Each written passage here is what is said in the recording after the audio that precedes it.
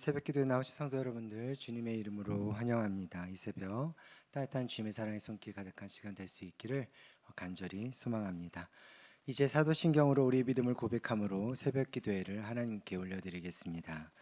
전능하사 천지를 만드신 하나님 아버지를 내가 믿사오며 그 외아들 우리 주 예수 그리스도를 믿사오니 이는 성령으로 잉태하사 동정녀 마리아에게 나시고 본디오 빌라도에게 고난을 받으사 십자가에 못 박혀 죽으시고 장사한 지 사흘 만에 죽은 자 가운데서 다시 살아나시며 하늘에 오르사 전능하신 하나님 우편에 앉아 계시다가 저리로서 산자와 죽은 자를 심판하러 오시리라. 성령을 믿사오며 거룩한 공예와 성도가 서로 교통하는 것과 죄를 사하여 주시는 것과 몸이 다시 사는 것과 영원히 사는 것을 믿사옵나이다. 아멘. 다 함께 찬송가 405장 주의 친절한 팔에 안기세 함께 찬송하겠습니다. 찬송가 405장입니다.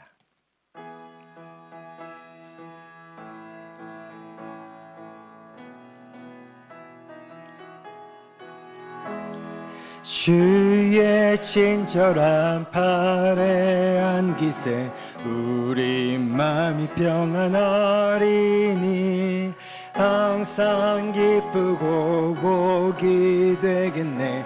영원하신 팔에 안기세 주의 팔에 그 크신 팔에 안기세 주의 팔에 영원하신 팔에 안기세 날이 갈수록 주의 사랑이 두루 광명하게 비치고 전성 가는 길 편히 가리니 영원하신 팔에 안기세 주의 팔에 그 크신 팔에 안기세 주의 팔에 영원하신 팔에 안기세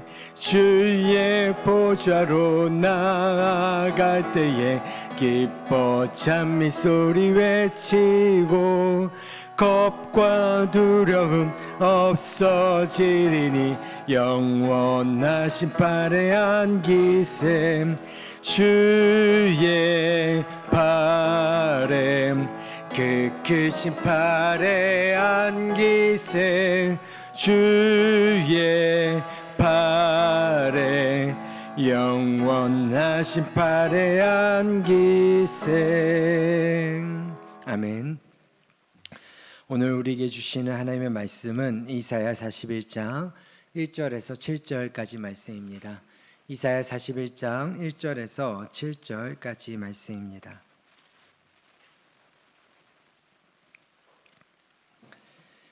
네, 이사야 41장 1절에서 7절까지의 말씀 교독하도록 하겠습니다.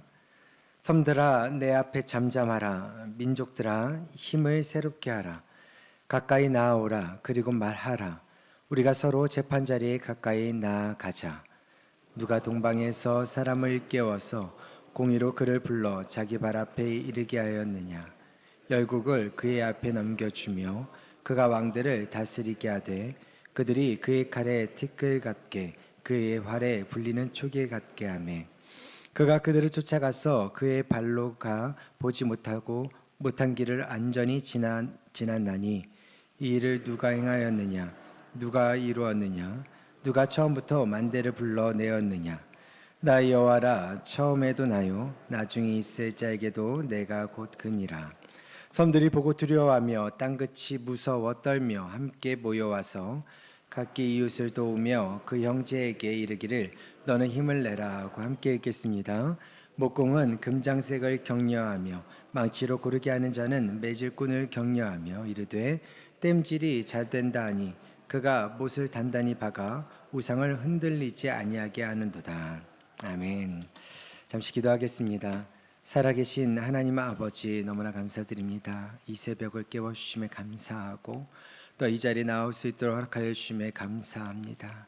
주님 앞에 나와 주님께서 말씀하시는 것에 마음판에 새기며 우리의 삶을 온전히 오늘 새벽에부터 주님 앞에 올려드리며 주님께서 일하실 것들을 경험하며 또 일하실 것들을 소망하며 하루를 살아낼 수 있기를 간절히 원하오니 주여 붙잡아 주시옵소서. 오늘도 이 새벽 병상에 누워 주님 앞에 나와 기도하며 주여 오늘 회복시켜 주기를 간절히 원하는 그 마음으로 주님 앞에 나아가는 하나님 아버지 당신의 환우들을 기억하여 주시기를 간절히 소망하고 그들이 주님 앞에 서 있을 때 하나님 아버지 이 자리에 나와 있든 또 온라인으로 예배를 드리든 이 새벽이 온전히 주님께서 깨워주시고 회복시키시고 치유하시는 그 은혜가 가득한 시간 되어질 수 있기를 간절히 원하오니 주여 붙잡아 주시옵소서. 감사드리오며 살아계신 예수 그리스도의 이름으로 간절히 기도드리옵나이다. 아멘. 법정의 이야기를 소재로 한 드라마나 영화의 그 장면들을 통해서 우리는 실제 법정을 가지 않아도 어떤 분위기에서 재판이 진행되고 있는지를 잘 알 수 있습니다. 재판 과정 안에서는 여러 가지 논리와 그리고 이성적인 말들이 오가면서 논쟁하게 되어지는데요. 이러한 분위기는 사실 우리의 일상과는 다르다는 것을 느낍니다. 오늘 이사야 41장은요. 법정에서 펼쳐지는 이 논쟁의 형태로 말씀이 진행되고 있는 것들을 우리가 좀 자세히 들여다보면은 알 수 있습니다. 먼저 재판이 열려지게 되어지고 재판장이신 하나님께서 진술하듯이 말씀하시는 내용이 쭉 이어져 오고 있습니다. 그 다음 이 증인의 역할로 등장하는 열방이 하나님의 그 진술에 대해서 두려움 가득한 반응을 보이면서 오늘 본문의 내용이 일단락되어지는 것을 보게 되어집니다. 자세하게 좀 더 보기를 원하는데요. 1절을 보면 섬들이라는 말과 또 민족들이라는 말은 사실 같은 의미로 볼 수가 있습니다. 이는 지중해에 떠 있는 크고 작은 섬들을 의미하는 것으로서 열방에 대한 관용적인 표현이라고 볼 수 있는데 선지자는 열방에게 이스라엘 하나님으로부터 직접 힘을 얻기 위해 이 재판의 자리에 나아가자라고 권면합니다. 사실 상당히 좀 애매하게 아이러니한 말일 수 있죠. 재판의 자리로 나아가는 것이 어떻게 힘을 얻는 것일까라는 겁니다. 재판이라는 것은 결국에는 시시비비를 가려야 되는 부분이겠죠. 피해와 또한 가해에 대한 부분들을 명확하게 선을 그어줄 줄 아는 것이 바로 이 재판의 과정이라고 볼 수 있습니다. 우리가 하나님 아버지 앞에 힘을 얻을 수 있는 것은 우리 안에 있는 죄악된 것들이 명확하게 무엇인지를 하나님 앞에 드러내야 되는 것들이 필요하고 또한 그 죄악된 것들을 통해서 하나님께서 다시 그것을 회복시키시고 치유하시는 것을 다시 한번 경험함으로 말미암아 우리는 비로소 힘을 얻을 수 있게 되어집니다. 그래서 이 선지자는 우리가 재판의 이 자리에 가자라고 이야기하고 있죠. 또한 힘을 새롭게 하기 위해 가까이 나아오라고 선지자는 권면하면서 하나님으로부터 새 힘을 얻을 수 있으니 그리하라고 권면하고 있습니다. 만약 그것을 원치 않는다면 그 힘을 얻기 위해 다른 곳에서 다른 방법을 찾아봐야 하는데 문제는 그렇게 찾는 것들이 힘없는 우상일 뿐이라는 거죠. 온 열방을 재판의 자리로 부르신 하나님께서 하나님 자신이 이방의 모든 신들 중에서 절대적인 통치자이심을 증명하고 계십니다. 하나님은 먼저 자신이 그 동방에서 일으킨 정복자가 가는 곳마다 승리하며 모든 민족을 굴복시킬 것이고 또한 그의 무력 앞에서 모든 세력이 무릎을 꿇게 되어질 것이고 또한 그의 앞길을 막을 자가 아무도 없을 것이라고 말씀합니다. 이 정복자에 대한 성경 해석가들의 해석은요, 주로 페르시아 그 바사의 고레스 왕을 염두에 두고 선포한 것이라고 말합니다. 고레스 왕은 이사야서에서 이제 이스라엘의 구원을 완성하는 주의 종으로 계속 언급될 것입니다. 역사를 보면 고레스는 주전 539년에 메대 페르시아 연합군을 이끌고 바벨론 정복에 나섰던 사람이었습니다. 이 사람은 군사력으로는 함락시키기 매우 어려운 바벨론 성을 하룻밤 사이에 피 한 방울 흘리지 않고 정복했습니다. 당시 바벨론 정권의 부패의 염증을 느꼈던 시민들이 고레스가 온다는 소식을 듣고 몰래 성문을 열어주었기 때문이죠. 그 이듬해 주전 538년에 바벨론을 끌려와 살던 여러 족속들에게 본국으로 돌아갈 수 있는 자유를 선포하게 되어지고요. 그리고 이것은 이스라엘 포로 역사에 있어서 포로 귀환 시대를 여는 중요한 변곡점이 되어집니다. 어떠한 고레스에 대한 치세를 이야기하고자 하는 것이 결코 아닙니다. 이 고레스를 지금 하나님께서는 이미 이전부터 한 이 동방에서의 왕을 세움으로 인해서 그 왕을 통하여 하나님께서 분명하게 하시겠다고 하시는 그 일들을 예언하고 있다라는 것입니다. 그리고 그것은 하나님으로부터 시작한다라고 말할 수 있는 것이죠. 이것을 통해서 우리는 고레스 왕의 한 업적의 모습들이 아니라 하나님께서 한 이방 왕을 세움으로 인해서 하나님께서 여전히 그 일들을 해오고 계신다라는 것을 보여주고 있습니다. 우리가 40장을 통해서 봤었던 것처럼 이스라엘 백성들은 하나님 앞에서 범죄한 모습들이 있었기 때문에 그들은 그 범죄함에서의 그 시시비비를 분명하게 가려져야 됩니다. 그리고 그 시시비비를 분명하게 가려지는 그 상황 속에서 그들은 분명히 벌을 받을 수밖에 없는 상황이었죠. 그래서 하나님께서는 이방의 나라들을 통해서 이스라엘을 심판하십니다. 하지만 그 이스라엘은 반드시 심판한 그 상황 속에서 회복될 것임을 하나님께서는 말씀하고 있습니다. 그리고 이스라엘이 회복되어지는 그 순간에 하나님께서는 심판의 도구로 사용하셨던 그 이방 나라들을 하나님께서는 심판의 도구로 사용하기 위해서 일으키셨기 때문에 다시 그 심판하시겠다라는 말씀을 줄곧 이어져 오고 있습니다. 오늘 말씀에서도 동일한 말씀을 이어가고 있는 것으로 우리는 볼 수 있죠. 그럼에도 불구하고 세상의 눈으로 볼 때는 이러한 하나님 자신에게서 하나님 자신이 이야기하는 이 이야기에 대해서 당혹해야 할 수밖에 없다라는 거예요. 왜냐하면 그들에게 하나님은 보잘것없는 작은 유다의 수호신 정도로만 생각되었기 때문입니다. 작은 나라의 신이 온 세상의 통치자로 선언되어지는 것을 쉽게 받아들일 수는 없었을 것이죠.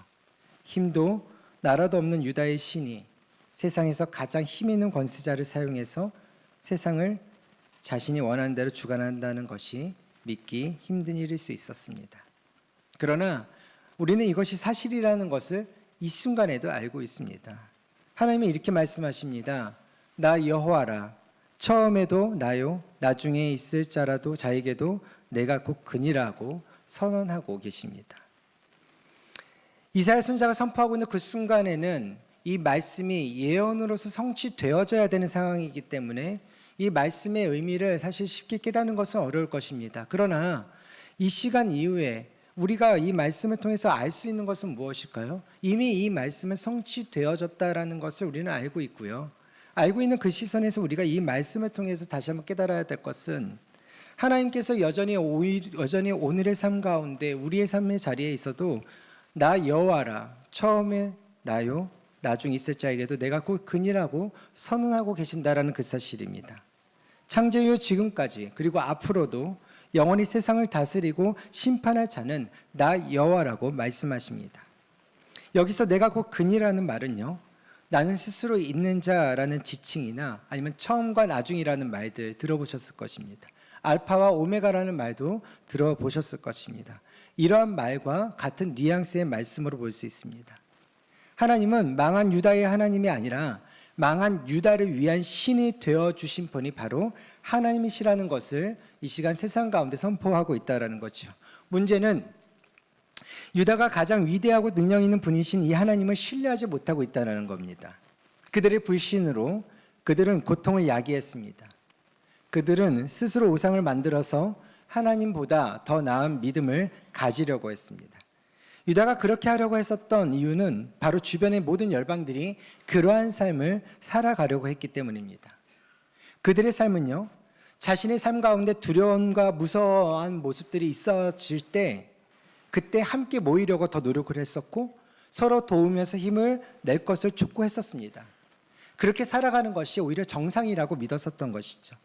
그래서 7절에서처럼 목공은 금장색을 격려하며 망치로 고르게 하는 자는 매직꾼을 격려하여 이르되 땜질이 잘 된다라고 서로 호응하고 서로 칭찬하고 서로 추켜 세워주고 서로 인정해 줌으로 말미암아 자신의 삶 가운데 두려움이나 자신의 삶 가운데 무서워 떨고 있었던 그 모든 상황들 속에서 그 상황들을 이겨낼 수 있다라고 스스로를 만족해하며 살아갔었던 것이 바로 그들의 삶의 모습이었습니다. 그런데 이사야는 이 이야기와 함께 이 7절의 후반절에서 이렇게 얘기합니다. 그러나 그가 못을 단단히 박아 우상을 흔들리지 아니하게 하는도다.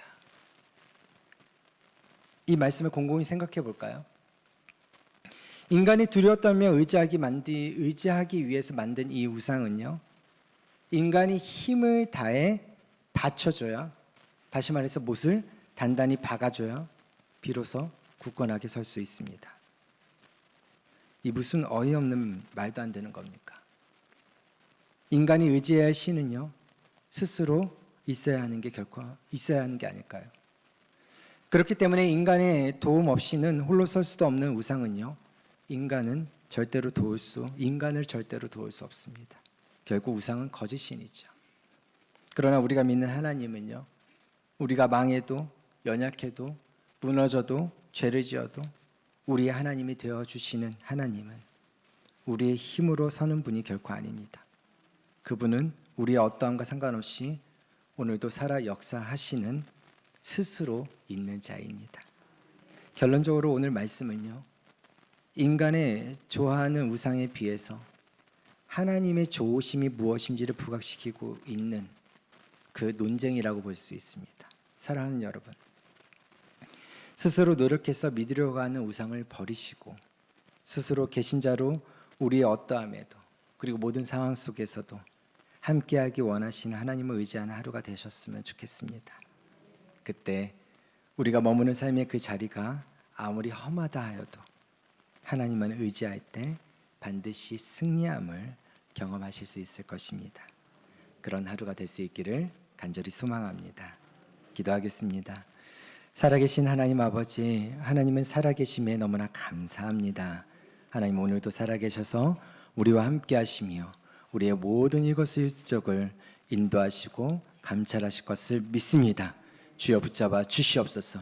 우리의 외형과 우리의 내면과 우리의 아픔과 우리의 고통과 우리의 계획과 우리의 모든 두근거림에 대한 염려까지 주여 주님께서 다스려 주셔서 인도하여 주시옵소서. 우리는 아무것도 할 수 없습니다. 우리가 의지할 것은 오직 하나님뿐이오니 주여 우리를 붙잡아 주시옵소서.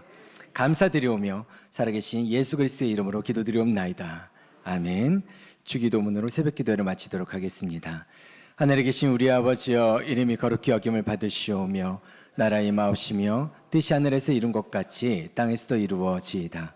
오늘날 우리에게 일용할 양식을 주옵시고 우리가 우리에게 죄 지은 자를 사하여 준 것 같이 우리 죄를 사하여 주옵시고 우리를 시험에 들게 하지 마옵시고 다만 악에서 구하옵소서. 대개 나라와 권세와 영광이 아버지께 영원히 있사옵나이다. 아멘. 하나님 대신 인간이 만든 잘못된 것을 의지하지 않도록 늘 깨어있게 해달라고 기도하시기 바랍니다. 2024년 리뉴 말씀 부흥회를 통해 개인의 영혼이 온전히 새로워지고 영적으로 비상하는 은혜의 집회가 되게 할 수 있도록, 또한 단기 선교 준비 및 각 모임과 그리고 훈련과 양육 모든 상반기의 사역이 리뉴 말씀 부흥회를 통해 잘 마무리되고 하반기를 준비하는 6월 되게 하여 주시옵소서. 그리고 주차장 확보와 비전센터 건립 준비를 위해서 한마음으로 기도하게 하시고 지동이 또한 이 수원 땅이 은혜의 청정지역이 되어질 수 있도록 담임 목사님의 설교사역과 교회 사역들을 위해서 기도해 주시고, 이어서 개인 기도 제목을 가지고 기도하겠습니다. 우리 다 같이 우리가 사랑하는 주님 한번 부르고 기도하겠습니다. 주여